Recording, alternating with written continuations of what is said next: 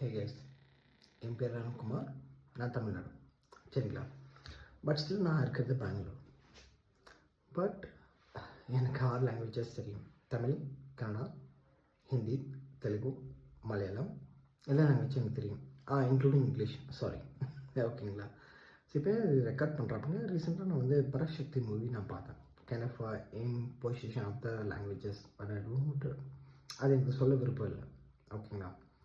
So இந்த recording எதுக்குன்னா, யார் ஒருத்தருமே அந்த லாங்குவேஜ் இம்போஸ் பண்ணுறது கண்டிப்பாக கற்றுக்க மாட்டாங்க. பட் நான் பெங்களூர் வந்தப்போ பெங்களூர் மக்களோட அன்பு எனக்கு நல்லாவே தெரிஞ்சு. ஆல்சோ நான் தமிழன், பட் ஸ்டில் எனக்கு நல்லாவே கிடச்சிச்சு.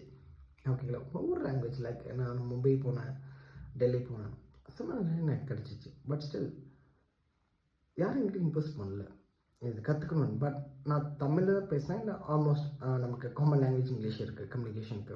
சுத்தமாக ஹெல்ப் பண்ணாங்க. பட் ஸ்டில் எனக்கு அவங்க லாங்குவேஜ் கற்றுக்கணும் ஒரு ஆசை. சொல்ல போனோம். ஓகேங்களா? அப்படின்றப்போ நான் அவங்க லாங்குவேஜ் கற்றுக்கும்போது சரி, இப்போ நம்ம சொந்த ஊர்னால் கண்டிப்பாக அந்த லாங்குவேஜ் கண்டிப்பாக பேசுவோம்ல. அதே மாதிரி தான் எல்லாருக்கும் அவங்க லாங்குவேஜ் இருக்குது. பட் யாரும் நீங்கள் கற்றுக்கணும்னு என்கிட்ட இப்போ வரைக்கும் சொல்லதில்லை. ஆனால் இது என் பர்சனலோட இதில் நான் கற்றுக்கிட்டேன். பட் இம்போஷன் அப்படின்னு வரும்போது தான் ப்ராப்ளம் ஆகுதுங்க. அது தமிழ்நாடாக இருக்கட்டும், கர்நாடகா இருக்கட்டும், இல்லை கேரளாவாக இருக்கட்டும், எல்லாருக்குமே. பட் ஸ்டில் எனக்கு எல்லா லாங்குவேஜ் பிடிக்கும், எல்லாரோட கலாச்சாரமும் பிடிக்கும். We are Indians.